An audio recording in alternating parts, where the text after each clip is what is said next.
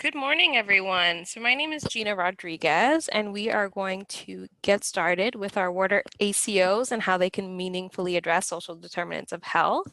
Just want to make sure that everyone can hear me. If you're having technical issues, you should notice a chat pop up from our coordinator, Kelly.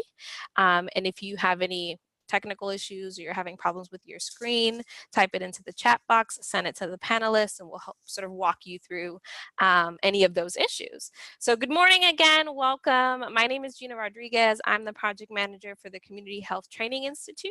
And today you are watching our live online training or webinar, What are ACOs and how can they meaningfully address the social determinants of health? Sorry, that's a mouthful.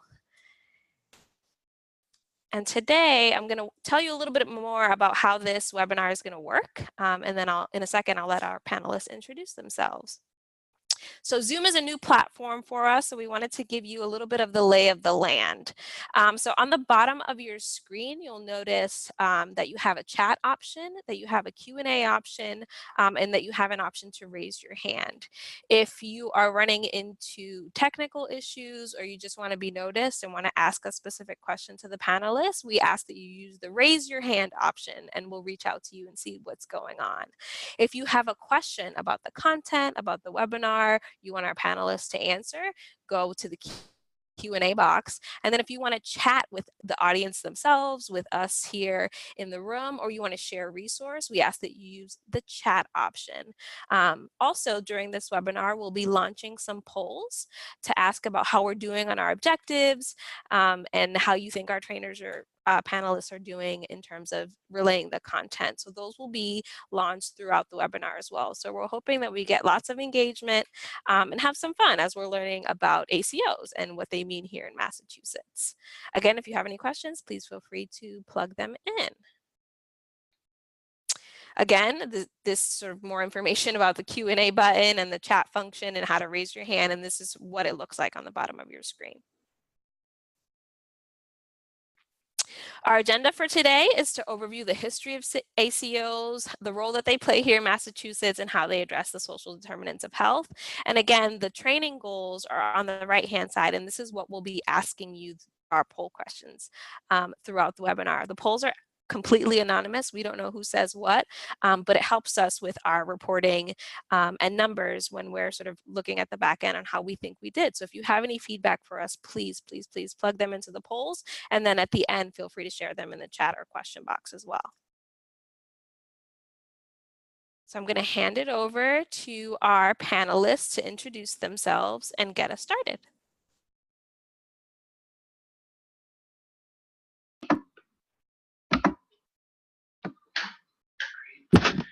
Good morning, everyone. My name is Maddie Ribble. I'm the Director of Public Policy at the Massachusetts Public Health Association. I'm going to talk just very briefly about this introductory slide before I turn it over to my colleague. So we're going to talk about ACOs today, Accountable Care Organizations, which is sort of a different or new or evolving way to organize the delivery and financing of healthcare and try to change some incentives for how healthcare providers operate, which is important for us in public health to try to understand how that works. But there's a whole separate set of questions about what does all of that have to do with public health? What does all of that have to do with social determinants of health? So we're going to explore that today. But I wanted to share this slide and encourage people to think about some of these opportunities as Christine is going through her presentation, and afterwards I'll go through a more formal presentation of my own. So I want to encourage you to think about these. One, ACO, creating incentives to focus on preventive care, preventive healthcare services. A greater focus on chronic disease prevention and management in the healthcare setting. And then a bunch of opportunities. And I say opportunity here on purpose because we want to realize these opportunities, and the fact that we have them doesn't mean they will necessarily be realized without sort of advocacy from the public health and consumer advocacy sectors. So opportunities to understand needs and outcomes by demographic factors like race, income, ethnicity, language, etc. An opportunity to screen for health-related social needs. What are the needs that people are facing? And then an opportunity to engage community-based service providers to address those health-related social needs. And we think of health-related social needs as different than social determinants of health, and I want to sort of stress that because I think having a distinction between those is really important. We talk about health-related social needs as sort of the immediate social needs that people are facing related to things like housing insecurity or food insecurity, or needs to sort of keep their heat on in the winter. And we want to be able to help provide supports to address those immediate needs for families, which is very, very important. But my last bullet here is some of the things that we're most interested in is opportunities to collaborate and engage between public health, community leaders, and ACOs to actually change the underlying social determinants of health. So the reasons that so many people are food insecure or housing insecure, those can't be solved by social service providers alone. One is not more important than the other. We really want to be able to do both, but we have to sort of be clear about the distinction if we're going to try to do both of those. So I want to just encourage people to think about those and offer that as a little bit of a framework as I turn it over to Christina. Thanks, Maddie. How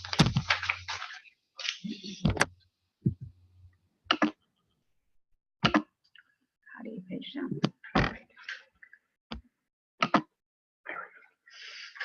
Hey, good morning, everybody. Good to be with you all. My name is Christina Severin, and I'm the president and CEO of Community Care Cooperative. We call ourselves C3. A little bit later in this PowerPoint, I'll give you some information on who C3 is and what type of ACO we are. So moving forward, I'm going to start with defining what an ACO is. People used to say, and not that long ago, I've heard a lot about ACOs. I think they're kind of like unicorns. I've never actually seen one. And I think it's interesting how quickly we have leapfrogged that old slogan. I think where we are now is that although there are some basic principles of what an ACO is, that you really then need to get below to understand the specific ACO to really understand how that ACO operates. And I think that in this training today, we'll give you some view into the differences in ACOs, even within the MassHealth ACO program. So what is an ACO? Fundamentally an ACO is a group that is led by providers. That could be PCPs, that could be PCPs and specialists, that could be PCPs and specialists and hospitals, any combination of those. There are certain expectations at the top of the waves with regards to what ACOs do, and that is around managing the cost of healthcare for a defined set of individuals or an attributed set of individuals. We'll be talking about attribution a little bit later this morning. Some sort of carrots and sticks for an ACO with regards to cost and or quality performance, that there are rewards and or there are penalties. ACOs are also expected to figure out ways to work with providers throughout the care continuum, from primary care to specialty care, acute care, post-acute care, home health, etc., to ensure that members are receiving excellent care coordination throughout the care journey. This slide is a brief history of where we've been and where we are on the development of ACOs.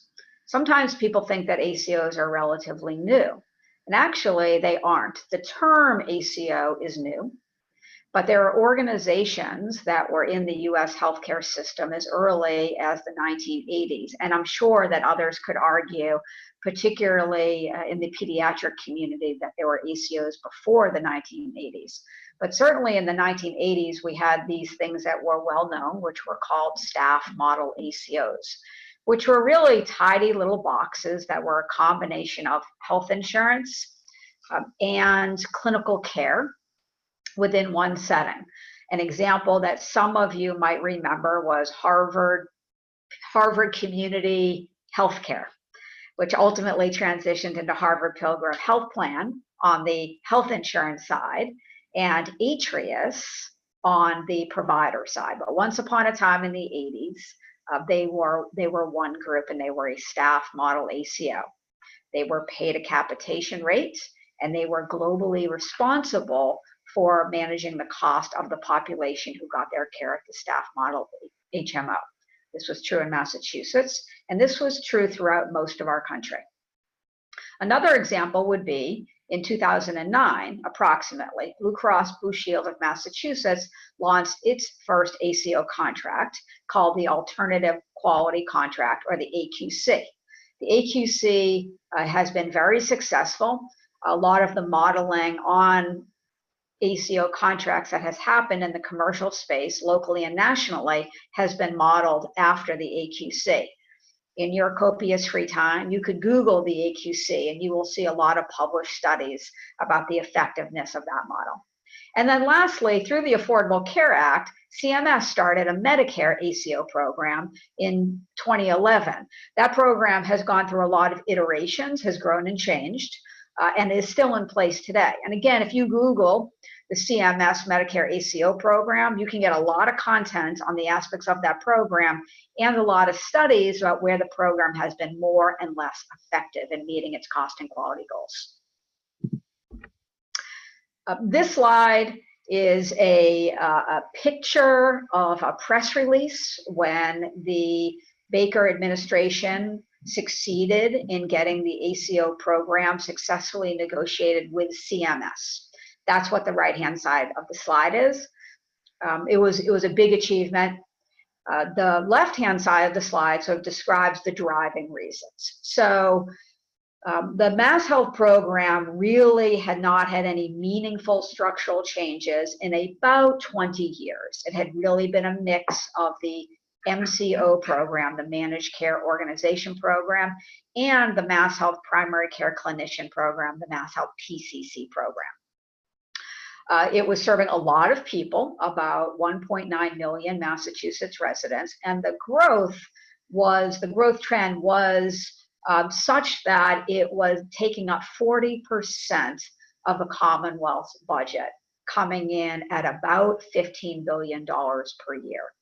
And so Secretary Sutters, Undersecretary Dan Tsai, and Governor Baker were all looking at this and looking what was happening nationally with ACOs and saying, perhaps it's time for Massachusetts to take a bold new step in thinking about how we can metamorphosize our MCO or managed care program, which is the MCO program plus the PCC equals the managed care program, into an ACO program, and started on that journey, working with stakeholders in Massachusetts and ultimately negotiating such an arrangement with CMS, the Center for Medicare and Medicaid Services, culminating in the approval of a renewal of the so-called 1115 waiver, which authorizes Massachusetts MassHealth to run this ACO program, and brought in $1.8 billion in investments over the 5 years of this ACO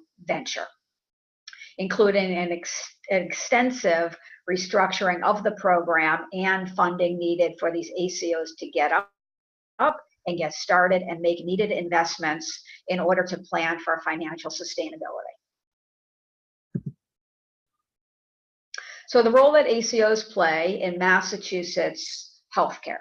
So I'm going to go through 4 areas, and then after I get through these 4 areas, we will proceed on to additional content in this training. So the 4 areas that I'll hit on here are cost containment, quality improvement, coordination of care, and increasing consumer engagement and satisfaction. So on the first one on cost containment, I have a couple of slides here. Not going to spend too much time on them and really just hit the top of the waves here. You see 2 lines on top, a dark blue, and on the bottom, a lighter blue. This is a cost trend line, and you can see that this was published in 16, so that FY17 was an estimate. The top line is the federal, the total program spend, state plus federal government, because Medicaid programs in this country have a match of state and federal spending. And then the lighter blue line lower down is the net state cost. The punchline here is that you can see the cost trajectory, right? And so this is what MassHealth was looking at them when they were interested in a new experiment with ACOs. And you can see that MassHealth spending was significantly outpaced by revenue growth for the Commonwealth. So this is what was the one of the impetuses for them to move this program forward.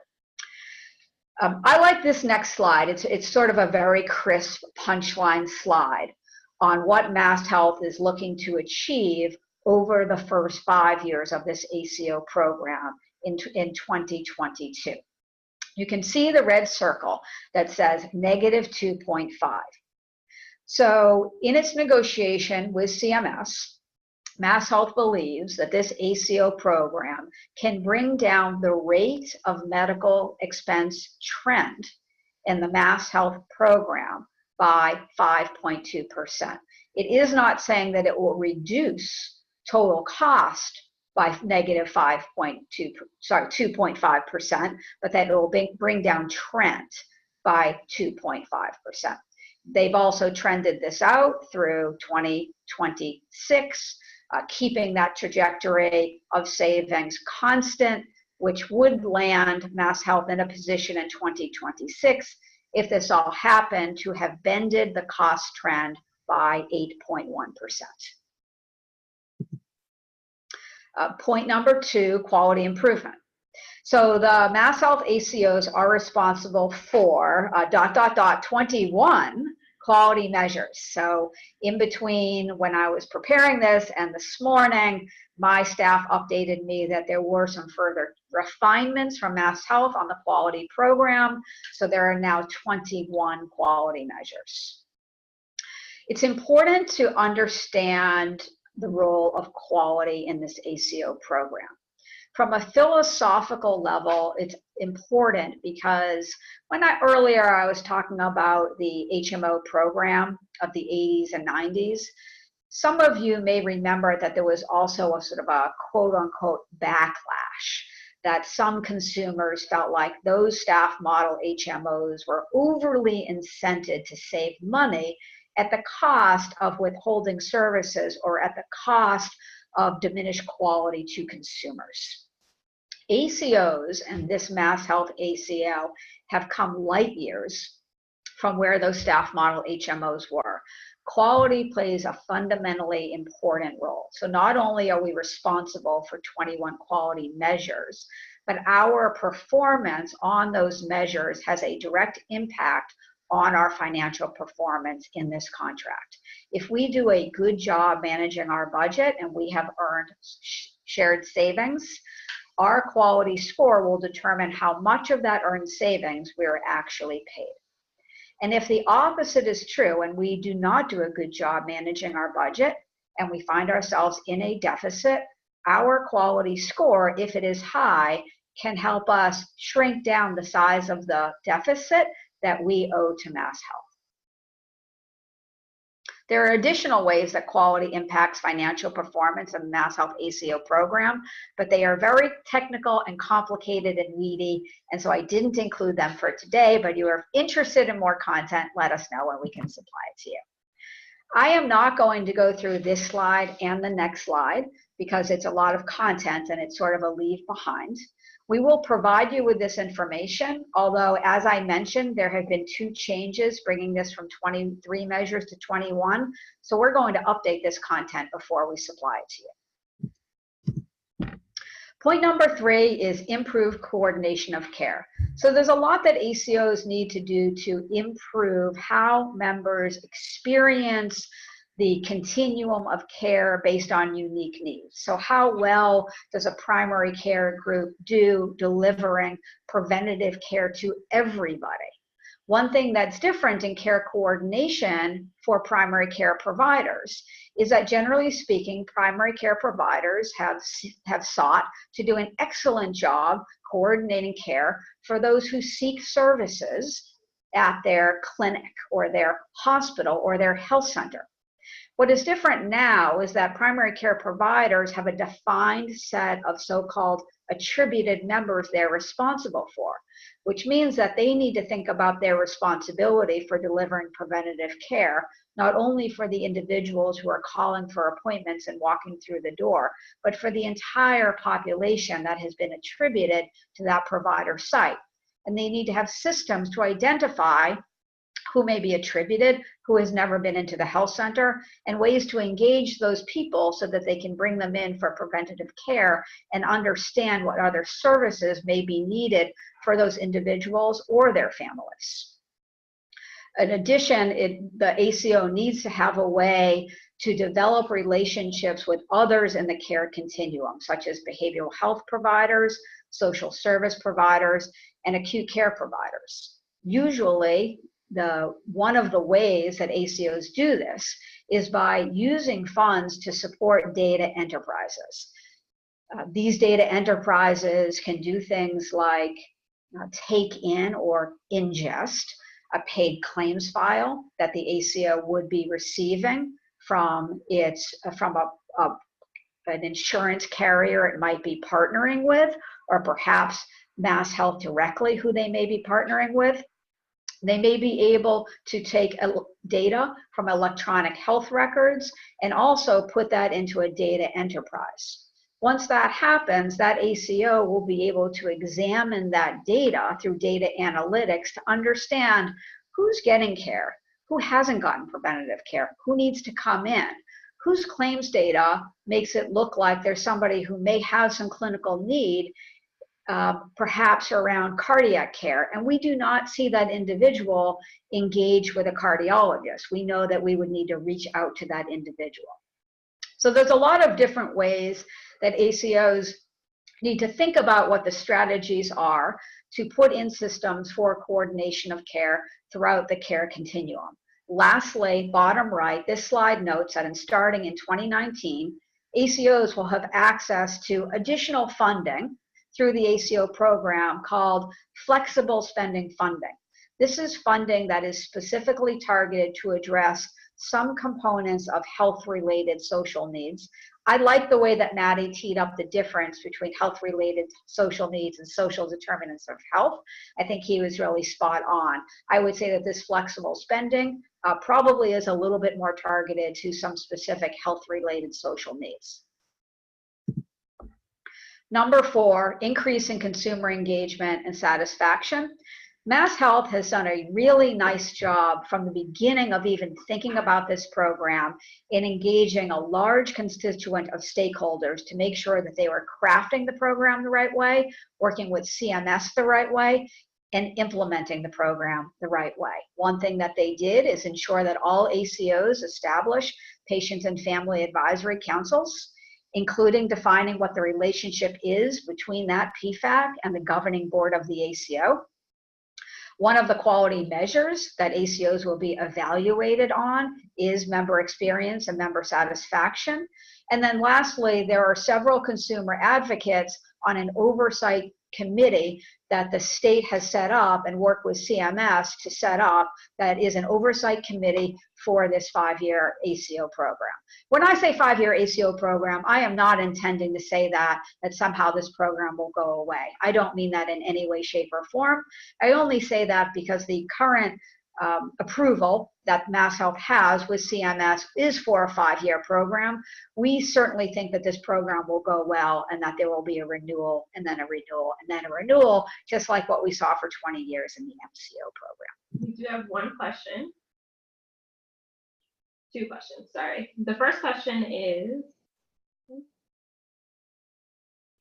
can we have some examples of what would qualify as a social determinant versus something that's socially health related? Yeah, that's a fantastic question. So yeah, I will give you in sort of based on my view of this program, an example of a health-related social need and an example of a social determinant of health. An example of a health-related social need would be somebody who is in an acute care setting, inpatient hospital, and is getting ready to go home and has some unique nutritional needs that they need food to help them in their recovery so that they don't get readmitted to the hospital or have a avoidable adverse outcome. That may be somebody who needs home meals delivered with certain nutritional requirements. I would call that a health-related social need. And so they need flexible spending, or somehow they need support from their ACO to get them those nutritional meals at home. On social determinants of health, I would look at it as a family where the child may have suffered adverse childhood events, also known as an ACE. We know that children who experience adverse childhood events face adversity when they get older. For example, they may not be ready for kindergarten. They may have stressors the research would say that it can have an impact on the developing brain. So something like adverse childhood events or the specific instances, so trauma, for example, maybe having witnessed a violent event, I would say is a social determinant of health, something that is going on socially in your life that ultimately over many, many years would become a health determinant. Thank you, Christina. And then the second question, you mentioned the additional /flexible spending. And then there was an acronym, and someone was curious what the DSRIP stands for. The acronym I intentionally skipped. So because we know it so well, sometimes we forget how to spell it out. So I may need Maddie's help on this. So DSRIP, so that the letters that come together there, the way that we say them inside this ACO tent, us insiders, is DSRIP. DSRIP is jargon for the money that CMS gives MassHealth to run this ACO program, and in kind, MassHealth gives it to the ACOs to support infrastructure investments in the ACO program in the hopes of achieving program financial sustainability. It stands for Delivery System in Reform Investment Payments. Incentive payments? Incentive payments. Delivery System Reform Incentive Payments or programs. We're not quite sure. We'll have to Google that one too. Thank you for the question. Okay, so moving on. This is who is eligible for the MassHealth program. I've had this slide up for a little bit here, so I'm not necessarily going to read through it. In a sort of non-technical, there's some jargon in here as well, HCBS1. The way that I explain who's eligible when I'm speaking with health centers, think about the MCO population. That's the population that is eligible for the ACO program. This slide, which will be provided for, gives you a lot more technical detail on the program eligibility specifications. Attribution, so how are members attributed to health plans? And ACOs, by the way, under the MassHealth umbrella, ACOs are considered to be a quote-unquote health plan. So the current MassHealth definition of a health plan is MCO plus ACO equals MassHealth health plans. Okay, beginning, MassHealth members are assigned to ACOs based on their historic relationship with a PCP. MassHealth worked with MCOs to examine the relationship between member and PCP and took that relationship to attribute or assign members to ACOs. Members then had 120 days to understand what was happening, feel comfortable with what had happened, or make a decision that they wanted to make a change. If they wanted to make a change, their options were leaving that ACO and picking a different ACO, or opting into the PCC plan or the MCO program. Although the MCO program largely went away, there are two remaining ACOs, BMC Health Net Plan and Tufts Public Plans. I can't remember what areas of the state those health plans operate in, so another thing that you could Google. Because obviously if that health plan is not operating in your area, then your choices would be limited to the other options I delineated. Within primary care ACOs and partnership plans, more jargon for you, and we will examine those terms on another slide, there is something called PCP exclusivity, which means that PCPs only participate in one ACO.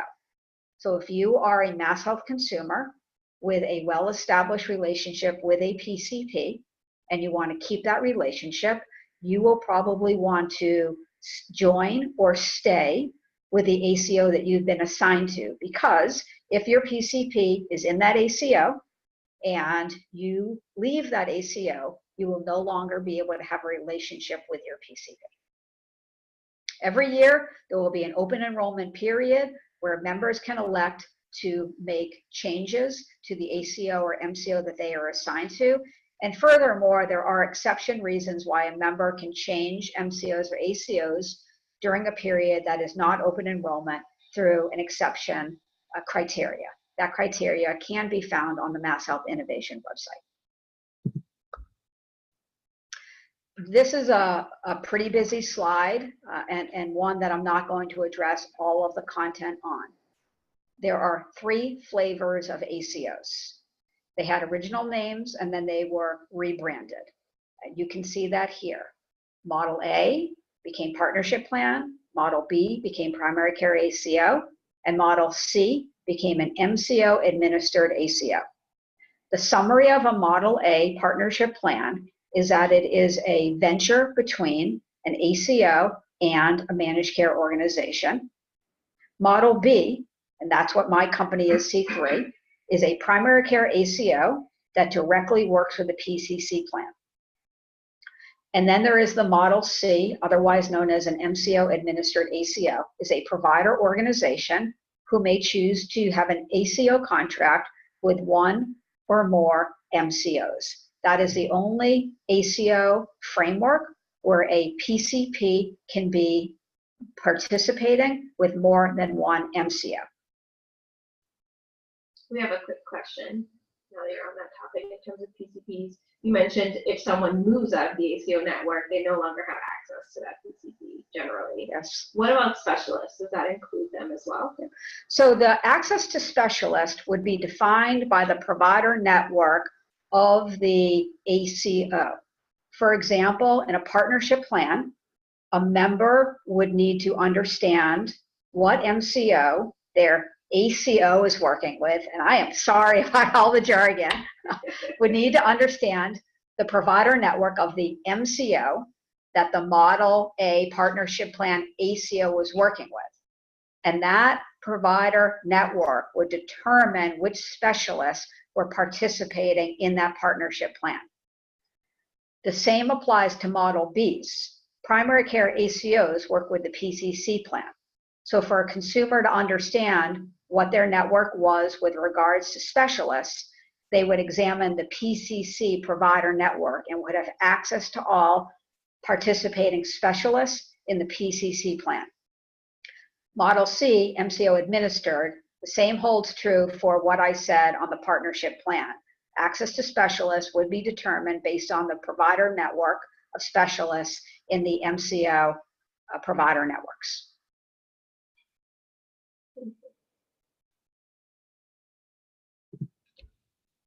A little bit about C3. So C3 is a new organization. We were founded in 2016 by 15 federally qualified health centers. As of January 1, we have added 2, so we will have 17 health centers. And on the next slide, I'm going to show you a map of where we do business. We are the largest FQHC, federally qualified health center. We're the largest FQHC ACO in the country, taking what is called both upside and downside risk, which means upside, if we beat our budget, we can earn some money, and downside, if we overspend our budget, we will have to pay some money back. We have about 115 attributed MassHealth consumers in our ACO, and we are our primary care ACO, which means that our consumers have access to the full MassHealth PCC network, which is the largest network of specialists and hospitals in the state. How are we different? Well, there are 17 ACOs. Of the 17, 3 are those so-called Model Bs or primary care ACOs. And then within those 3, we're the only non-hospital system ACO. Therefore, we really don't have an interest in hospital financial performance or capital requirements or what inpatient census is looking like. We are really focused on primary care and preventative care and other things that are foundationally important to health centers, not only today, but over the course of the last several decades. Things like making sure that behavioral health is seamlessly integrated into the clinical model at community health centers. Our company is 100% FQHC owned and controlled, and all of our health centers share and embrace the same mission of serving low-income populations, regardless of anyone's ability to pay. Lastly, on this slide, when you get this deck, or if you want to Google it, I did provide an article from the American Journal of Public Health published in November of 2016.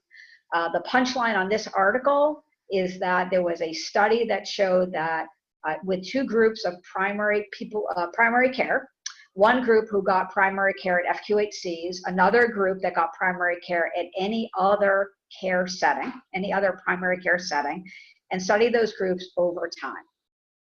Total cost of care. What the American Journal of Public Health found is that the cohort that received primary care services at FQHCs had total cost of care that was about 24% lower than any other primary care setting on total cost of care.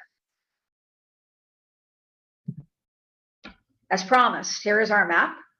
When we send this to you, we're going to tidy it up a little bit. You can see the logos of our health centers and the location of our health centers. We are a statewide plan.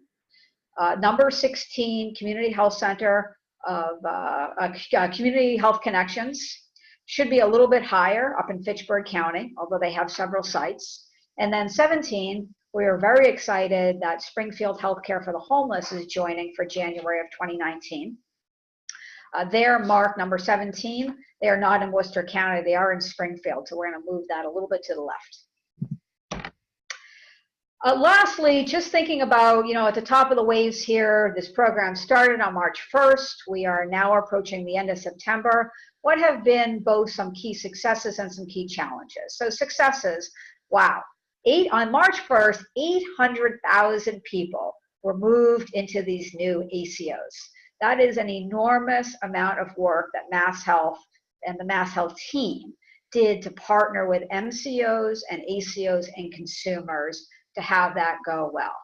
And you know what? There were a lot of calls for a few weeks, but all things considered, I think that MassHealth and the MassHealth team and leadership did a brilliant job in getting ready for that transition and ensuring that, sure, there were concerns, of course there were, but the call volume really came down quite quickly after that transition. Other successes is the early investments that have been made already that will serve to foster success with long-term financial sustainability. I think it's been incredible to witness the relationships that have been forged between ACOs and community-based organizations. And we've also, no time to go into the weeds today, but this state has already been incredibly successful in new electronic systems with high security and patient consent so that we can start sharing information that is needed to ensure that we're taking care of people safely and promoting health and well-being. Challenges, this is a 5-year journey. This is new. This is more progressive than what's happening in any other state in the country with regards to progressive Medicaid reform. It's hard work and it's going to take time. Because so much happened on one day, sure, there were some members who had some bumps with PCP continuity, and we've been needing to smooth those bumps out over the last several months.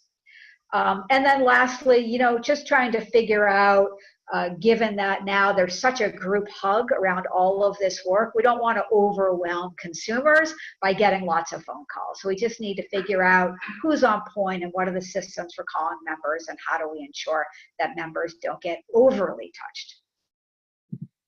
And now I'm pleased to pass it over to my great colleague, Maddie, again. Before actually, Maddie, yeah, we do have a couple questions for you, Christina. And the first one is if you can, as you were talking about the performance or significant risk versus insurance risk, someone said, can you give like specific examples? Specific examples between performance risk and insurance risk? Yeah. Yes. So performance risk would generally get defined as taking risk on managing healthcare costs that arguably are manageable. So an example would be getting people immunized for the flu so that there are not needlessly increased healthcare costs due to an under-immunized population. Another example would be taking responsibility for a readmission rate because arguably ACOs should be able to have strong performance on putting in programs to reduce avoidable admissions. Those are two examples of performance risk. Insurance risk would be a new virus or a new strand of flu. I guess an example might be the bird flu or the swine flu that came in many years ago where there was no vaccine. That would be an insurance event that presumably the performance-based ACOs would not be held accountable for. Other insurance events would be very, very high cost, catastrophic cases that were random, things we don't like to think about, a very significant car accident and a trauma. So those would be examples of unexpected and unavoidable events that would get classified as insurance risk. Great, thank you. And then the last question was, as you were talking about the different models, again, if people ask me if you can give us specific examples or maybe some examples of the quality and the specific named examples would be the 3 primary care ACOs are easy because there's only 3 and we're one of them. So that would be C3, Steward Healthcare, and Partners Healthcare are the 3. And then all others are partnership plans. So an example would be the Boston ACO, who works with Boston Medical Center Health Net Plan, for an example. And then there is only one of the 3rd, which is the MCO administered, or a Model C, which is Leahy. Great. And then before we hand it over to Maddie, we want to launch a poll on how we did on our first objective. And so we're going to cue that up on the screen. Again, this is an anonymous poll. This is asking how the facilitators were able to articulate and define what an accountable care organization is. So please take a second to answer our poll, and that'll help us improve some of our outcomes and improve our organizers in the future.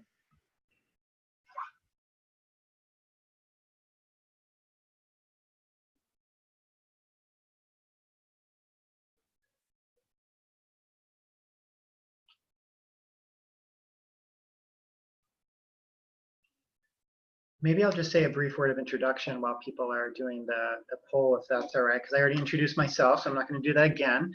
But I did want to say just very briefly what MPHA is for folks who are not familiar with us. The Mass Public Health Association is a statewide nonprofit advocacy organization that is working to promote strong public health policy to advance health equity in Massachusetts. So we work with community-based organizations and coalitions, other statewide stakeholders, and policymakers, primarily to influence public policy through the legislature and through state executive branch agencies, including MassHealth, among others.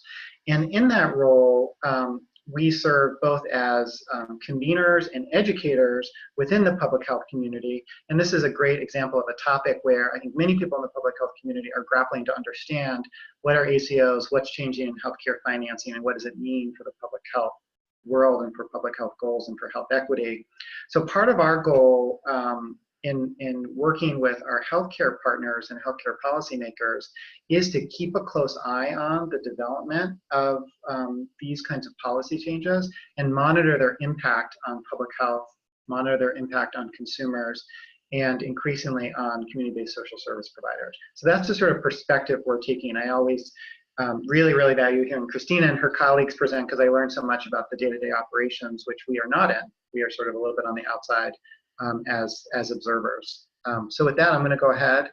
Okay, so that'll go away. Perfect. And I just wanted to say quickly, if anybody has any additional questions based on Christina's content, we'll be able to answer them at the end as well, because we're saving some time. So if anything pops up, please feel free to send it to us, and we'll make sure it gets answered at the end of the webinar. Thank you very much. Great. So this slide repeats what Christina said, but I left it in here on purpose because I know many of us, and myself included, I needed to hear this so many times, actually sort of understand it. So I wanted to repeat briefly 3 key elements that we say are core to what ACOs are. 1, a network of providers. 2, that shares financial and medical responsibility for a group of patients. And 3, with the goal of improving health and increasing quality. Again, this repeats a little bit of what Christina said, and the main point I want to make here is that you do hear this 40% number, which is accurate. 40% of the state budget does go toward the MassHealth program, but it is important to remember that about half of those costs are reimbursed by the federal government. So it's not that full 40% of state dollars are actually going to the MassHealth program. Now that's still a gigantic number at 24% of actual state dollars in the state budget, and certainly crowding out other kinds of things that are needed for public health, such as housing services, food services, transportation services, etc. And just to point out how many people are on MassHealth and the kinds of folks that are on MassHealth, including a lot of kids and a lot of older adults. Okay, so this is the main part of what I want to talk about. These are features of the MassHealth ACO program to watch. And we say this to watch because these are still sort of playing out and being developed and sort of changing. So the one is risk adjustment, the community partner program, and then social determinants or social needs screenings, the flex services program, and then community health workers. So I'm going to talk briefly about each of these 5 topics. So first is risk adjustment, and risk adjustment is really important, I think, to making this enterprise work. And really just acknowledges that the healthcare needs of patients are likely to be different based on the social challenges they may be facing, as well as other demographic factors, and actually to incorporate that into the financial model. So things like age, disability status, behavioral health status are sort of built into a model that influences how much money an ACO gets to help care for a patient. There's a new model that's been built for the MassHealth ACO program that I think is really a national model that has some exciting elements, including housing issues are built into the model to acknowledge that families that are housing unstable, either who have been homeless or have had 3 or more addresses in a calendar year, are likely to have a higher healthcare costs, statistically speaking, across a large population. And then the model also builds in this thing called a neighborhood stress score. And I'm not going to read these because people can look at these bullets, but these are economic and other demographic variables at the census tract level. And these are sort of rolled up in a statistical model and given a score. And MassHealth members who have a higher neighborhood stress score, there is actually a higher capitated payment to the ACO to acknowledge that those patients are likely to require additional healthcare resources. This was developed primarily by a woman named Arlene Ash, who works at a UMass Medical School. And I sort of asked her about this model once and said, you know, do you think this model really sort of recognizes that patients with a high neighborhood stress score, housing instability, and other things are going to require more medical care? Or do you think this also tries to provide resources to the ACO to actually address the causes of those things?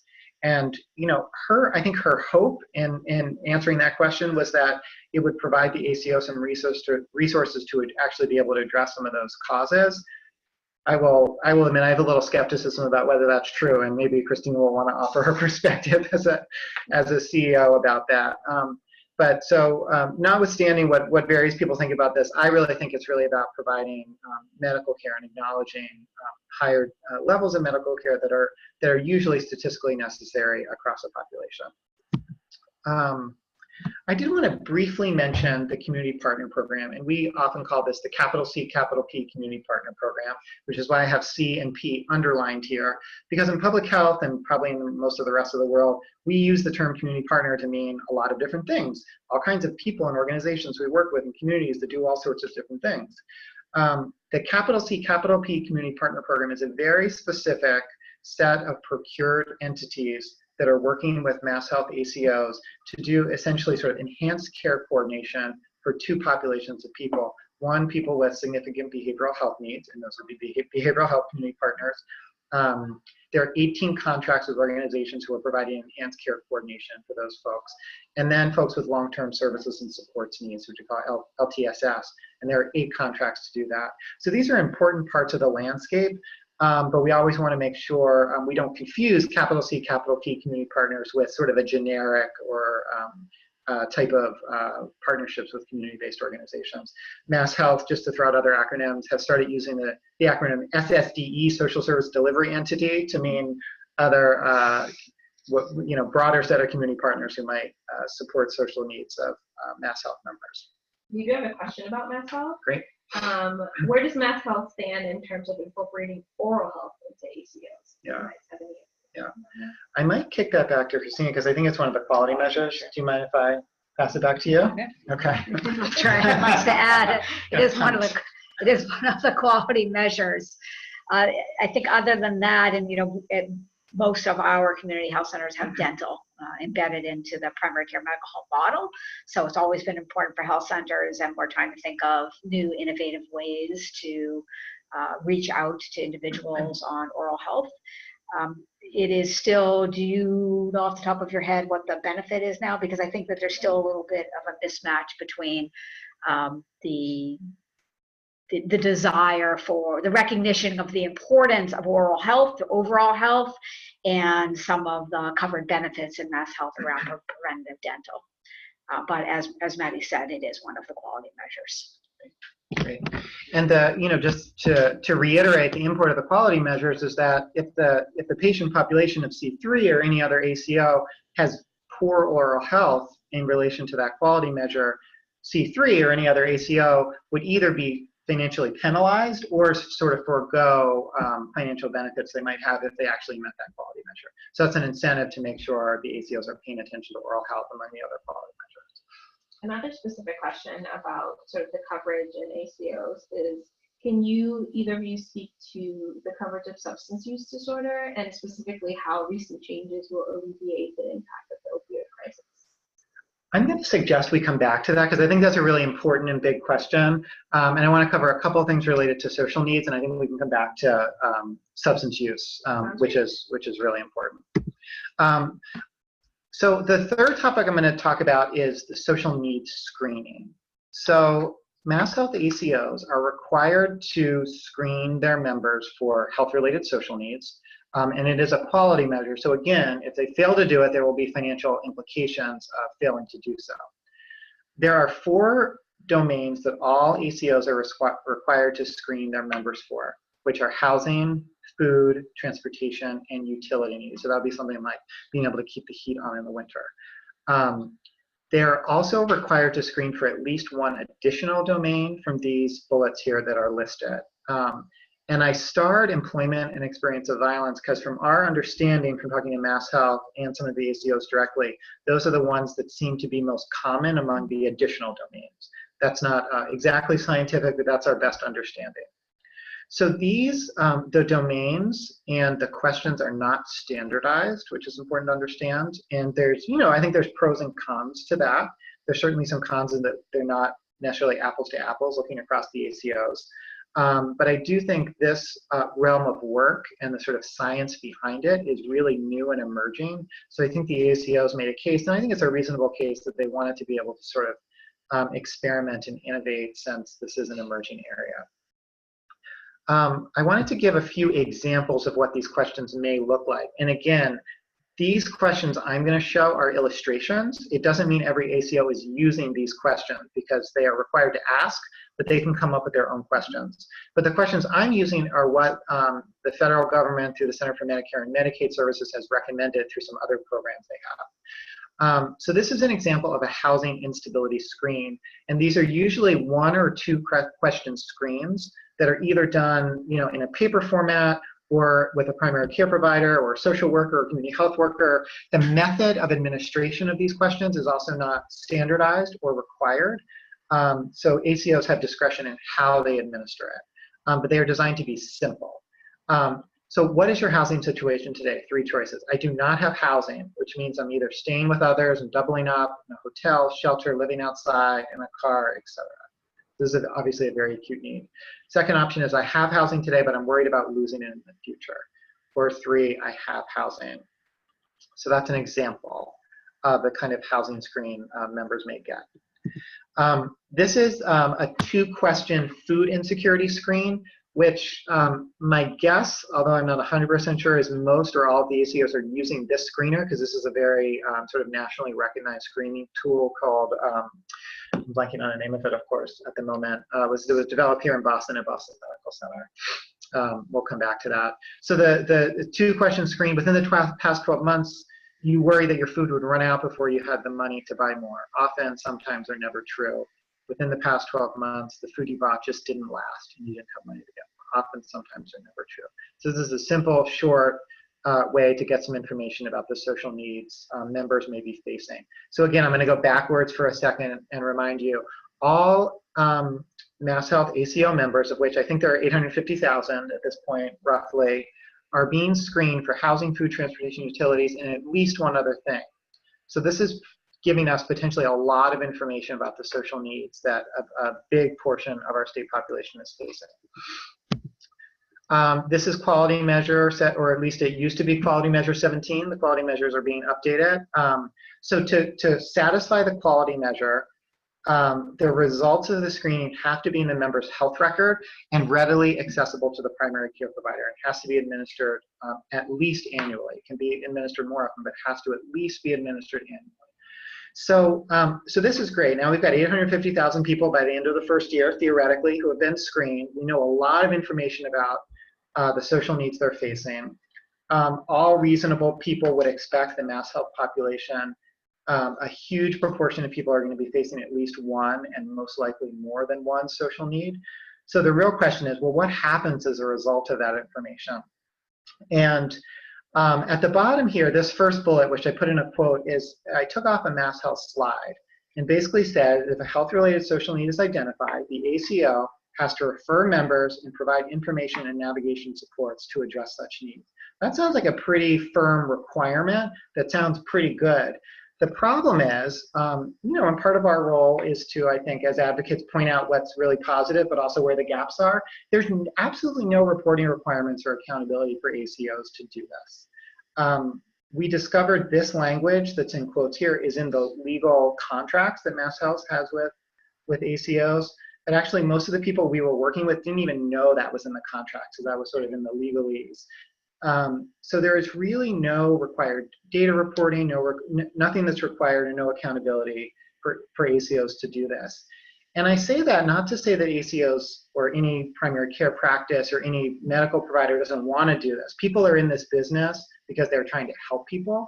But what I want to point out, and it's going to go into the next part of this, is a sort of some of the structural, what we think are gaps to really adequately addressing the kind and level of social needs we're likely to see.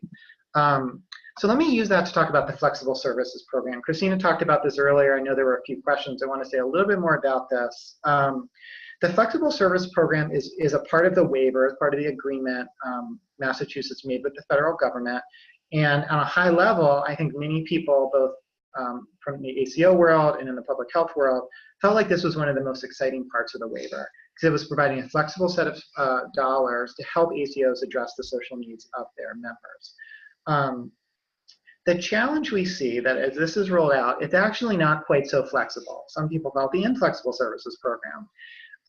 And you could argue there's good reason for that. But nevertheless, we do see it as a barrier. So one, there's a high bar for entry for ACO members to access this pot of resources. To really focus on the highest cost, highest need patients, which is good. Again, you could argue very reasonably that those patients, we really should be dedicating the resources to help them address their needs. The challenge is, we'd like to see resources also focused on patients who might be likely to become high cost and high need later and actually prevent them sort of from getting into those categories. And we're uncertain whether these dollars are really going to allow us to use a prevention focus. They're also inflexible in the sense that there's a limited number of priority domains that we expect will be eligible through these dollars. And I should say that the protocol for how these dollars can be used is still under negotiation between the state and federal government. It has not been finalized, which means nothing has been rolled out. None of this is actually being operationalized yet. And some of what we understand may change, but we are talking with MassHealth and the ACOs pretty regularly. So our understanding now is food and housing are the two domains that are likely to be allowed. Within those domains, a very specific set of allowable services. So it's not just to say, hey, Christina, you and your member, your providers are going to figure out what do the members need and provide some support. Really specific set of things that are allowable. The last numbers we heard from MassHealth, which was actually earlier this spring, was that probably about 2.5% of the MassHealth ACO population would be eligible for flex services. Now, we think actually the staff at MassHealth is making a really, really concerted and strong effort to actually increase that number and percentage in their negotiations with CMS, and I think they deserve a lot of credit for that. We don't quite know where that's going to land. I think it would be generous to suggest if that doubled, maybe 5% of MassHealth ACO members would be eligible. even if it did double, we're talking 95% of MassHealth members not eligible for flex services, with the expectation that a significant majority of members have a social need. So again, last I've heard, there's a hope that this will be approved this fall and maybe could start rolling out sometime in the early part of next year. But there's a question mark here because we really don't know. This has drawn on for quite a long time. So I'm going to come back a little bit when I talk about sort of emerging challenges to this, because I think this is really important. But I will say just my last of the things to watch is support for community health workers. And this info about anticipated need in the current scenario came from MassHealth, and it's a little bit old, so I'm not sure if this is quite up to date, but it gives you a little bit of sense.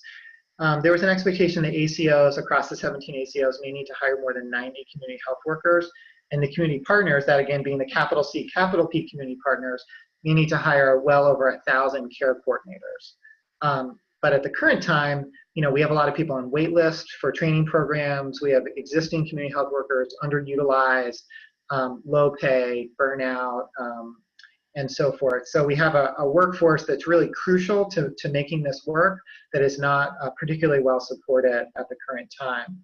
So the good news is part of the DSRIP money, the infrastructure money that's provided from the federal government to Massachusetts, is being used to support the community health worker workforce through 3 programs that are listed here at the bottom. A training program to train more community health workers in core competencies, CHW and peer specialist learning communities so can support the workforce, and then a CHW supervisor training program. Because I think one thing that's been identified is we have a lot of people supervising CHWs who don't actually know what CHWs do or what their competencies are or how to support them effectively. So there's a training program for CHW supervisors. So this is an exciting part of the infrastructure that's rolling out. All right, so what are some of the emerging challenges and opportunities? One of the big concerns we have is what we sometimes call the bridge to nowhere, which means ACOs are going to screen, which they have to do. They're going to find out a lot of their members have social needs with very limited exceptions, and that's really primarily, we think, going to be the flex services dollars for, let's say, 5% of the members who are eligible. Everyone else, ACOs are going to refer, we think, and the primary care practices will refer to existing social service providers. They're not going to just say, hey, you don't qualify for flex services for housing instability, good luck, like hope you're not homeless next week. They're going to make a good faith effort to try to get that family or that member connected to a social service provider. In an ideal world, it would mean connecting a member with a community health worker or some other navigation support to help them identify what that service is, get connected, address any transportation or language or other barriers to connecting to that services, follow up to make sure they got it.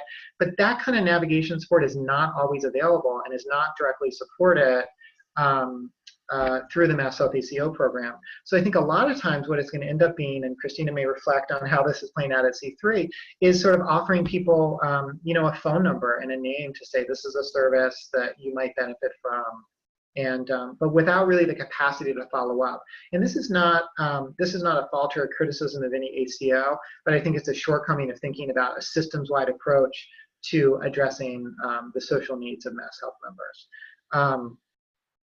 MassHealth is also, I think for understandable reasons, putting a lot of time and energy into developing the flexible service program, which I think is important. But again, given the small number of members that it's going to serve, we want to really make sure we pay attention on a statewide level to the needs of all of those members who are not eligible for flex services and how their social needs get addressed.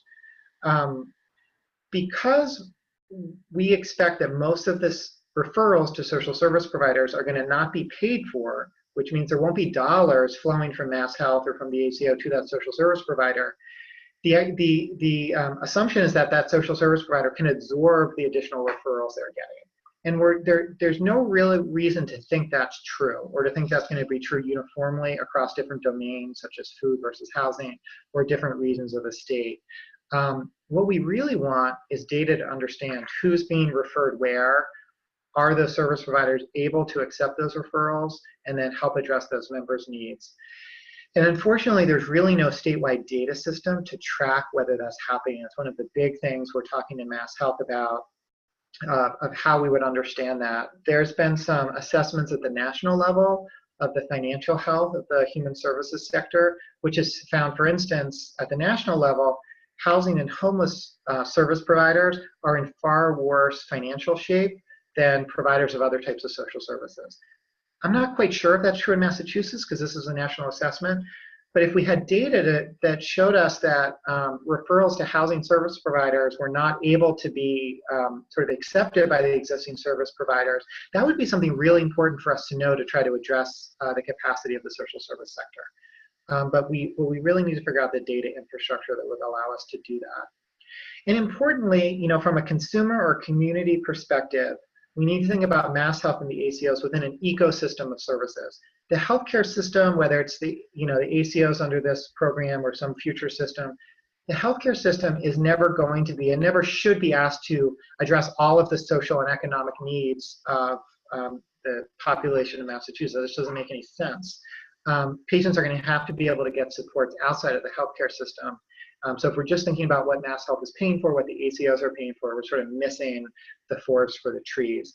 But the ways to connect those and understand their interplay is still, I think, a little bit lacking. The next thing I wanted to mention has to do with structural barriers to health. And this is where the distinction between health-related social needs and social determinants of health is really important. For the most part, I think ACOs really are not going to be able to address social determinants of health in the way we're talking about them as those structural barriers to health. But I think ACOs have an important role to play. And I'll give you an example, and this gets at a question that was asked earlier. And this is something a senior person at a hospital told me, that they were, they've had a really good system of staff that do housing search for their patients. And they have people who are really good at helping their patients find housing. And they've been really proud of that historically.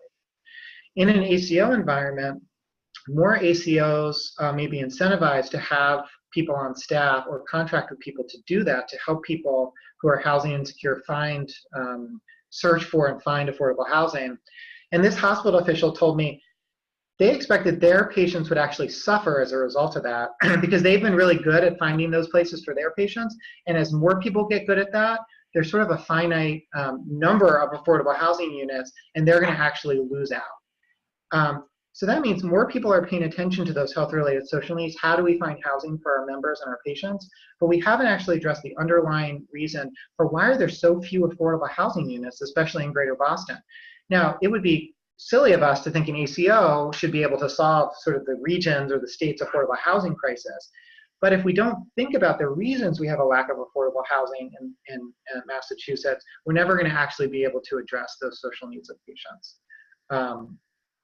We do think, although ACOs on their own are not going to be able to address those structural challenges, we think the fact that ACOs in the healthcare system are now incentivized to think differently about the social needs of their members, there's new opportunities to partner with hospitals, with ACOs, with health centers around that kind of policy advocacy to actually get at those underlying structural issues. And we see that happening already. There's a group of Boston ACOs that are meeting together to sort of share resources and think together about how they are addressing social determinants of health.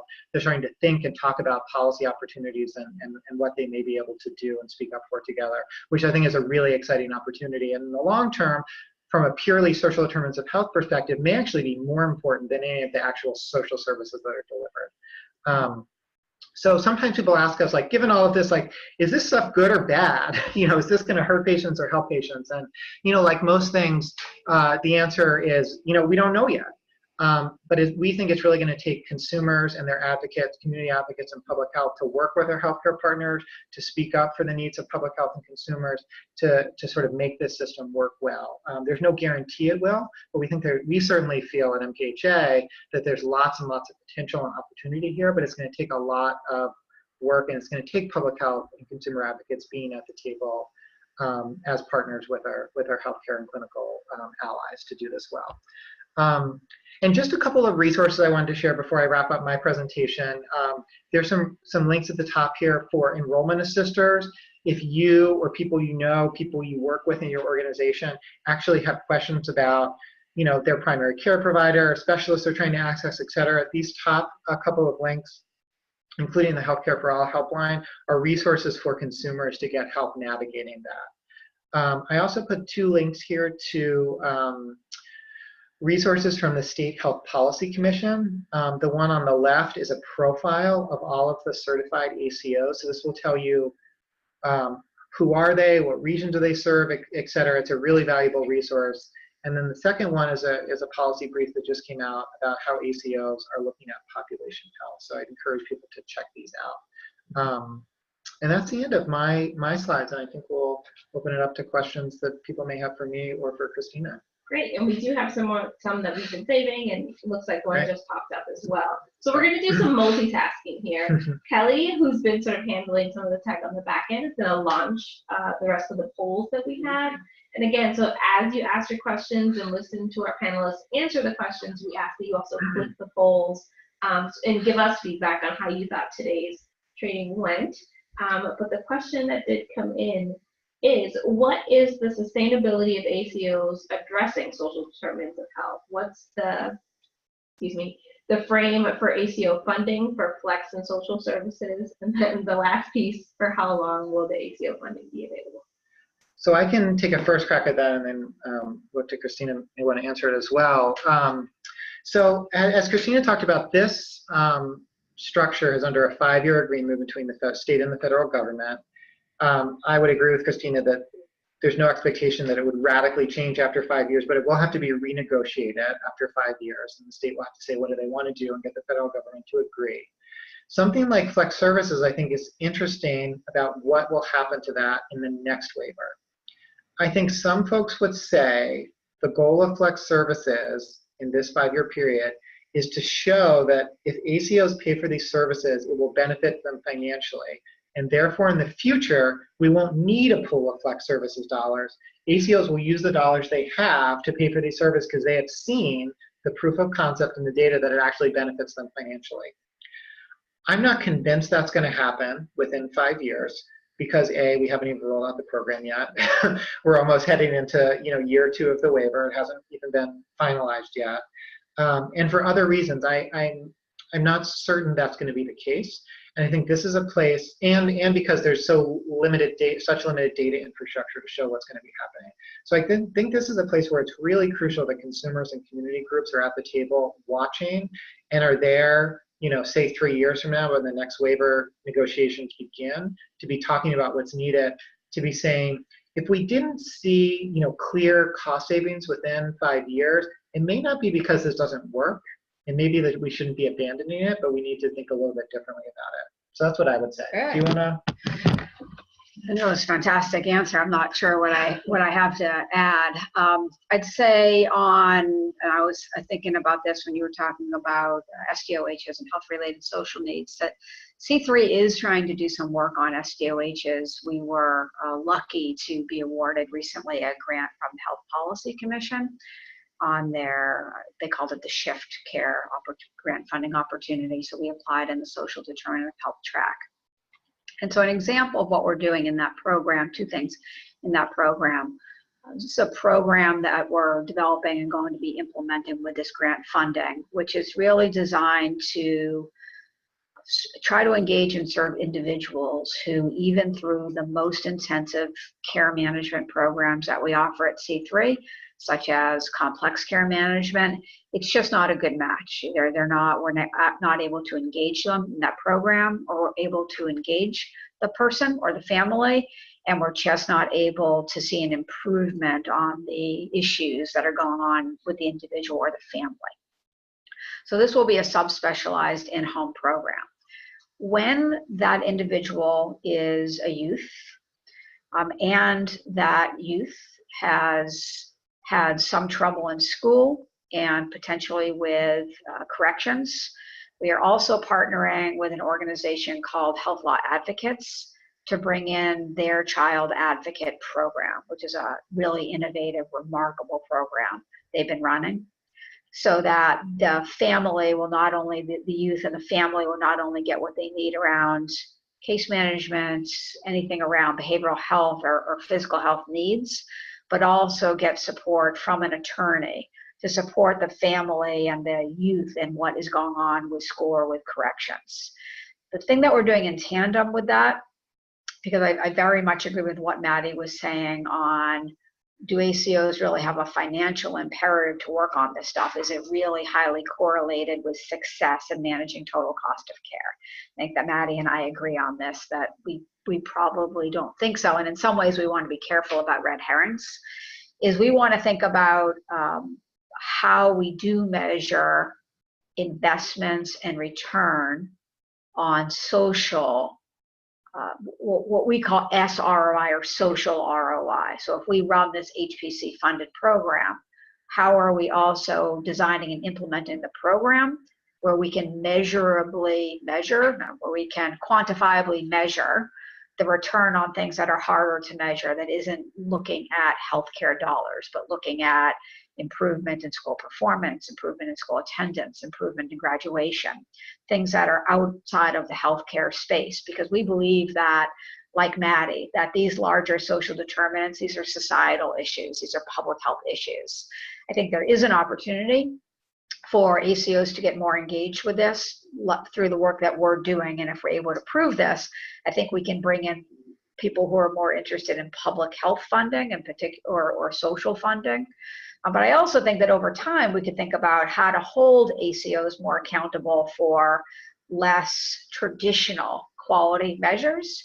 An example of that would be what would happen if we held ACOs accountable for first graders reading at level. What would that do to push the envelope on community-based collaborations? Those are other things we think about. Great. And then we have a question that says, could the Massachusetts e-referral system used by the Prevention and Wellness Trust Fund be set up to help facilitate referrals from ACO primary care to SDoH related service providers? Again, I can say something sort of general and see if Christina may want to offer something more specific. But it's a great example. And I'm not a health tech person, so any of you are gonna know right away that this is not my area of expertise. But best of my understanding, the e-referral system that was developed through the Prevention and Wellness Trust Fund, which was actually paid for with a federal grant from Center for Medicaid and Medicare Services, created a two-way confidential, HIPAA-compliant system that sat within a medical record for clinical providers to communicate to community-based providers, to be able to send a referral, send information about a patient to that community-based provider, for that community-based provider to receive that information, and then to be able to connect with the patient, provide a service, and provide feedback within the same system about whether that patient connected, whether they completed, if it was a program, whether they completed it, what happened, and that information would automatically go right back into the electronic medical record. So that's a really ideal system. I know some of this is easier said than done, and again, it's not my area of expertise. There is no such standardized system being used by the ACOs. Different ACOs are using different sort of electronic platforms, and Christina may want to say something about what they're doing. But we actually think in the big picture, the lack of a required two-way referral system, or the lack of one that works really well across the ACOs, is a challenge for actually working systematically with social service providers. So again, agreed. We have this wonderful asset in Massachusetts called the Mass eHealth Cooperative, or MAHEC. It is a locally domiciled 501c3 nonprofit. And we have, when I was talking earlier, I said something about learning how to share information. So we've worked with them to establish a pretty robust ecosystem for hospitals and ACOs to share information and HIPAA-compliant standard transactions for when patients present to an emergency department or for an admission. We get notified on admissions, discharges, and transfers. That could also be for outpatient as well. There's really no limits. We are now beginning an exploratory process with the MassHealth Cooperative on whether we can use these two-way transactions. So in the case I just described, a hospital sends a notification and an ACO like C3 ingests that. So we know that Christina Severin has just been admitted to a hospital in a HIPAA compliant manner. We're just starting an exploratory process with the MassHealth Cooperative for a two-way exchange for a standard community partner transaction informations, outreach, engagement, what have you. I think that that could be thinking about using the MassHealth Collaborative for ACOs to send sort of a transaction on this is an individual and this is a need, and for community-based organizations, social service organizations to ingest that information and say, I can fulfill against that need. And then if fulfilled, for that organization to send a transaction back to the ACO saying, here was the fulfillment, and the ACO could ingest the fulfillment. I know, speaking for C3, we have an enterprise population health application. Embedded in that is a social determinant of health application. We could ingest those right back, and then all of that data is stored in our warehouse. MassHealth Collaborative has proven that they are very innovative and collaborative in figuring out how to get this stuff done. So I will take as an action step to have a preliminary conversation with the leadership at MassHealth Collaborative to see what they think about this idea. Great, and we want to thank everyone for participating. We understand that this is a lot of information to digest and really want to be able to give people time to sit with it as well. So as mentioned in the chat box, we will be sending the PowerPoint presentation if you want to revisit any of the slides or the resources embedded within the slides. We'll update that information like Christina mentioned a little bit earlier, and we'll also send the recording of this webinar as well so that people can share with their colleagues or to reference back to if they wanted to. Up on the screen, you'll see some upcoming trainings that we have here at the Community Health Training Institute. I wanted to mention that any of our online trainings or in-person trainings are brought to you for free thanks to the funding from the Department of Public Health. I wanted also to say that all of our trainings sort of are meant to complement each other so that the conversation is continuing to roll, and that we sort of build the skills of our communities and our community members and those that are participating that are in coalitions that are talking about these issues constantly within their communities and within their workplace. So we hope that you are able to participate in these upcoming trainings and that you are able to connect to our website as well, because we have an exciting new opportunity that we have coming up that is not on here on this slide, but you can go to our website to find out about our health equity cohort. Applications have just opened up, so you can be a part of a learning collaborative or a learning community to learn more about how you can implement some health equity approaches into your work. So again, thank you for participating. I'd like to thank Maddie and Christina for being our presenters today. And if you have any questions, please feel free to email us, connect with us on social media, and we will see you at our next training.